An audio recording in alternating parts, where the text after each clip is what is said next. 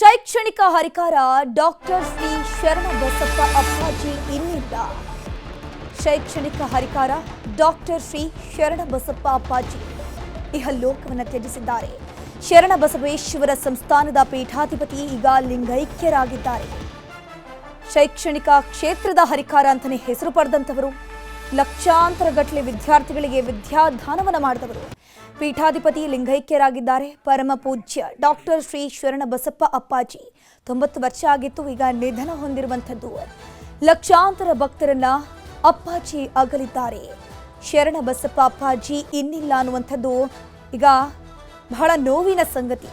ಕಲಬುರಗಿಯ ದೇಗುಲದ ಬಳಿಯ ಮನೆಯಲ್ಲಿ ಕೊನೆಯುಸಿರೆಳೆದಿರುವಂಥದ್ದು.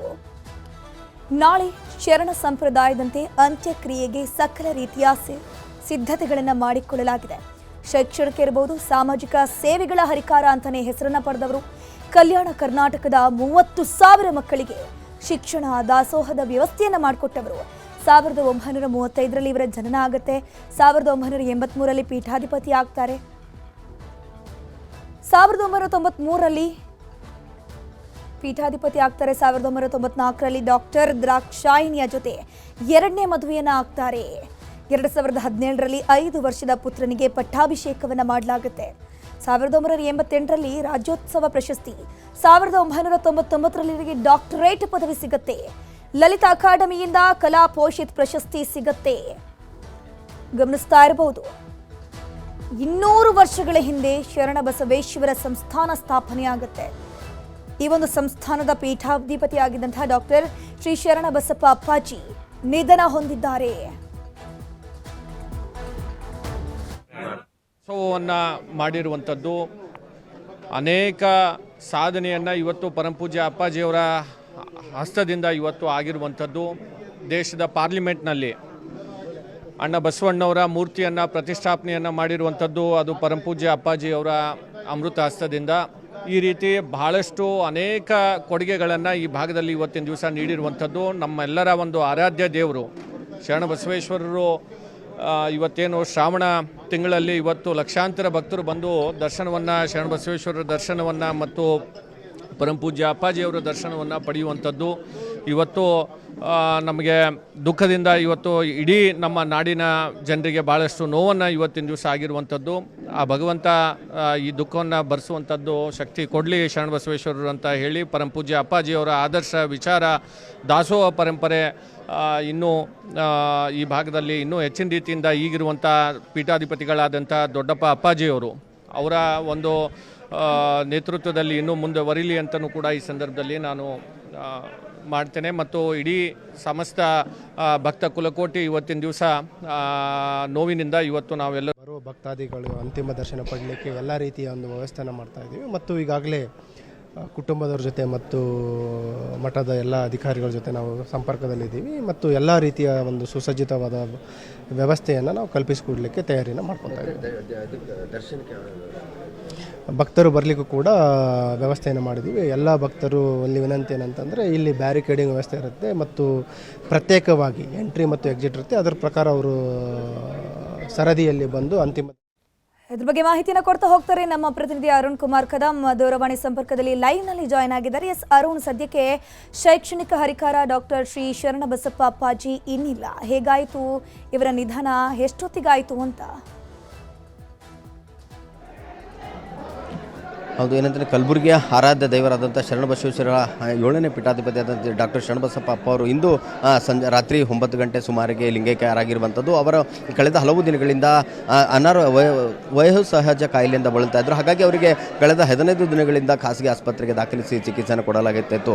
ಇಂದು ಮಧ್ಯಾಹ್ನ ಏನಂತಂದರೆ ಅವರನ್ನು ಆಸ್ಪತ್ರೆಯಿಂದ ಡಿಸ್ಚಾರ್ಜ್ ಮಾಡಿಕೊಂಡು ಮಹಾಮನೆ ದಾಸೋಹ ಮಹಾಮನೆಗೆ ಕರೆತರಲಾಗಿತ್ತು. ಆ ಮಹಾಮನೆ ದಾಸೋಹಕ್ಕೆ ಕರೆತರುವಂಥ ಮುಂಚೆ ಅವರನ್ನು ಶರಣಬಸವೇಶ್ವರರ ದರ್ಶನ ಮಾಡಿಕೊಂಡು ಆಂಬುಲೆನ್ಸ್ನಲ್ಲಿ ಏನು ದರ್ಶನದ ಏನು ದೇವಸ್ಥಾನದ ಸುತ್ತುವರಿಯನ್ನು ಪ್ರದಕ್ಷಿಣೆ ಹಾಕುವ ಮೂಲಕ ಅವರಿಗೆ ಮನೆಗೆ ಕರ್ಕೊಂಡು ಬರಲಾಗಿತ್ತು. ಅಂದರೆ ಸಂಜೆ 9 ಗಂಟೆ ಸುಮಾರಿಗೆ ಅವರು ಲಿಂಗೈಕ್ಯರಾಗಿರುವಂಥದ್ದು. ಈಗ ಸದ್ಯ ಕಲಬುರಗಿ ಮಹಾಮನೆಯಲ್ಲಿ ಅವರ ಪಾರ್ಥಿವ ಏನು ಪೀಠಾಧಿಪತಿ ಆದಂಥ ಶರಣಬಸಪ್ಪ ಅವರ ಪಾರ್ಥಿವ ಶರೀರ ಇರುವಂಥದ್ದು. ಇಲ್ಲಿ ಇದನ್ನು ದರ್ಶನಕ್ಕೆ ಸಾಕಷ್ಟು ಕುಟುಂಬಸ್ಥರು ಸೇರಿದಂತೆ ಅಧಿಕಾರಿಗಳು ರಾಜಕಾರಣಿಗಳು ಕೂಡ ಈಗ ಮನೆ ಹತ್ರ ಬರ್ತಾ ಇರುವಂಥದ್ದು. ಈಗ ಅವರು ಇದು ಏನಂತಂದರೆ ದಾಸೋಹ ಮಹಾಮನೆಯಲ್ಲಿ ಈಗ ಅವರಿಗೆ ಏನಂತಂದರೆ ಅವರ ಮನೆ ಇರುವಂಥದ್ದು. ಆ ಮನೆಯಲ್ಲಿ ಈಗ ಏನು ದರ್ಶನಕ್ಕೆ ವ್ಯವಸ್ಥೆ ಮಾಡಲು ಕುಟುಂಬಸ್ಥರು ಮತ್ತು ಅವರ ಸಂಬಂಧಿಕರು ಈಗ ಏನು ಮಹಾಮನೆ ಹತ್ರ ಬರ್ತಾ ಇರುವಂಥದ್ದು.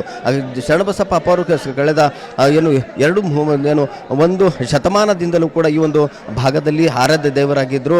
ಶರಣಬಸವೇಶ್ವರ ಸಂಸ್ಥಾನ ಅಂತಂದರೆ ಅನ್ನದಾಸೋಹ ಆಗಲಿ ಅಕ್ಷರ ದಾಸೋಹಕ್ಕೆ ಹೆಸರಾಗಿರುವಂಥದ್ದು. ಸುಮಾರು 30,000ಕ್ಕೂ ಅಧಿಕ ವಿದ್ಯಾರ್ಥಿಗಳು LKG ಇಂದ PG ವರೆಗೂ ಕೂಡ ಇಲ್ಲಿ ಶಿಕ್ಷಣವನ್ನು ಪಡಿತಾ ಇರುವಂಥದ್ದು. ಈ ಒಂದು ಶಿಕ್ಷಣ ಸಂಸ್ಥೆ ಮತ್ತು ಅನ್ನದಾಸೋಹ ಕೂಡ ಹೆಸರಾಗಿರುವಂಥದ್ದು. ಇಂದು ಏನಂದ್ರೆ ನಾಳೆ ಬೆಳಗ್ಗೆ ಇವರಿಗೆ ಏನು ಸಾರ್ವಜನಿಕರ ದರ್ಶನಕ್ಕೆ ವ್ಯವಸ್ಥೆಯನ್ನು ಕೂಡ ಮಾಡಲಾಗಿರುವಂಥದ್ದು. ಅದಾದ ಬಳಿಕ ಸಂಜೆ 5:30ಕ್ಕೆ ಈ ಏನು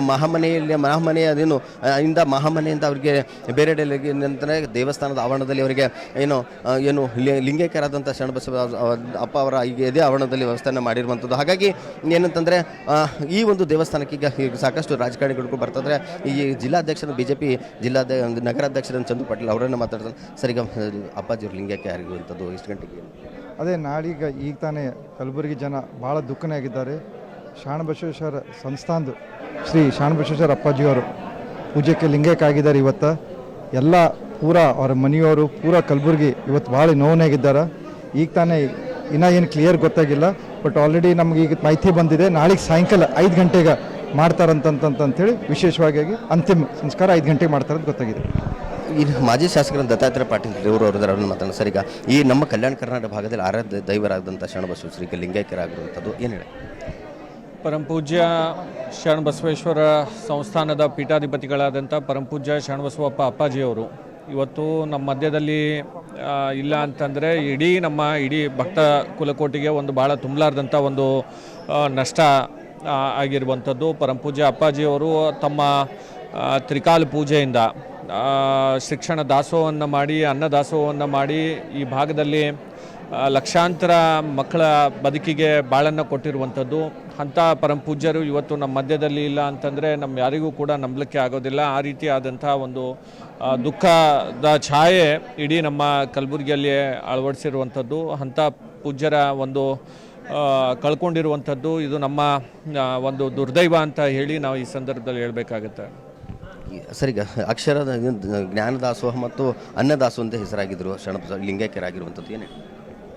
ನಮ್ಮ ಕಲ್ಯಾಣ ಕರ್ನಾಟಕ ಆರಾಧ್ಯ ದೇವ ಮತ್ತು ನಮ್ಮ ಜೇವರ್ಗಿ ತಾಲೂಕಿನ ಅರಳಗೋಣಿಗೆಯ ಪೀಠಾಧಿಪತಿಯಾಗಿ ಇವತ್ತು ಕಲಬುರಗಿಯಲ್ಲಿ ಇಡೀ ನಮ್ಮ ಕಲ್ಯಾಣ ಕರ್ನಾಟಕದಲ್ಲಿ ಅನ್ನದಾಸೋಹದ ಜೊತೆ ಅಕ್ಷರ ದಾಸೋಹವನ್ನು ನಿರಂತರವಾಗಿ ನಮ್ಮ ಭಾಗದಲ್ಲಿ ಇಷ್ಟೊಂದು ಜನ ಇವತ್ತು ಒಂದು ಉನ್ನತ ಸ್ಥಾನದಲ್ಲಿ ಮತ್ತು ಒಂದು ಉತ್ತಮ ವಿದ್ಯಾಭ್ಯಾಸ ಇವತ್ತು ಪಡೆದುಕೊಂಡಿದ್ದಾರೆ. ಅದಕ್ಕೆ ಮೂಲ ಕಾರಣಕರ್ತರು ಯಾರಪ್ಪ ಅಂತಂದರೆ ಇವತ್ತು ಶರಣಬಸವಪ್ಪ ಅವರು.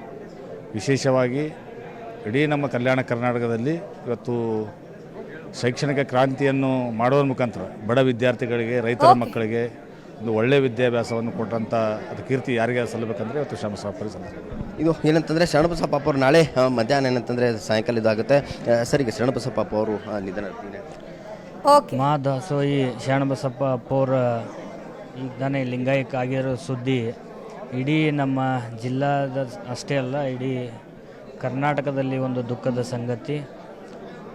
ಈ ಕ್ಷೇತ್ರದಲ್ಲಿ ಶಿಕ್ಷಣ ಕ್ರಾಂತಿ ಮಾಡಿರುವಂಥ ಶರಣಬಸಪ್ಪ ಅಪ್ಪವರು ಅವರು ದಿಢೀರ್ನೆ ಲಿಂಗೈಕ್ಯಾಗಿದ್ದು ಭಾಳ ಒಂದು ದುಃಖದ ಸಂಗತಿ ತಂದಿದೆ. ತಾವೆಲ್ಲ ನೋಡ್ಬೋದು, ಸಹಸ್ರ ಸಂಖ್ಯೆಯಲ್ಲಿ ಜನರು ಈ ರಾತ್ರಿ ಆದರೂ ಕೂಡ ಬರ್ತಾ ಇದ್ದಾರೆ. ಅದರಲ್ಲಿ ನಾನು ಜಿಲ್ಲಾ ಆಡಳಿತಕ್ಕೆ ವಿನಂತಿ ಮಾಡ್ತೀನಿ, ನಾಳೆ ಲಕ್ಷಾಂತರ ಜನ ಅವರ ಅಂತಿಮ ದರ್ಶನ ಪಡೆಯೋಕ್ಕೆ ಬರ್ತಾ ಇರೋದರಿಂದ ತಾವು ವ್ಯವಸ್ಥೆ ಮಾತ್ರ ಅಚ್ಚುಕಟ್ಟಾಗಿ ಮಾಡ್ಬೇಕಂತೇಳಿ ತಮ್ಮಿಂದ ನಾನು ವಿನಂತಿಸ್ಕೊಳ್ತೀನಿ. ಇದು ಏನಂತಂದರೆ ನಾಳೆ ಸಾಯಂಕಾಲ ಆಗುತ್ತೆ. ಈ ಸಕಲ ಸಿದ್ಧತೆಯನ್ನು ಕೂಡ ಜಿಲ್ಲಾಡಳಿತ ಮಾಡಿಕೊಂಡಿರುವಂಥದ್ದು ಲಿಂಗಾಯತ ಸಮುದಾಯದ ಪ್ರಕಾರ ಅಂತಿಮ ವಿಧಿವಿಧಾನವನ್ನು ನಾಳೆ ಸಾಯಂಕಾಲ ಏರ್ಪಡಿಸಲಾಗಿರುವಂಥದ್ದು.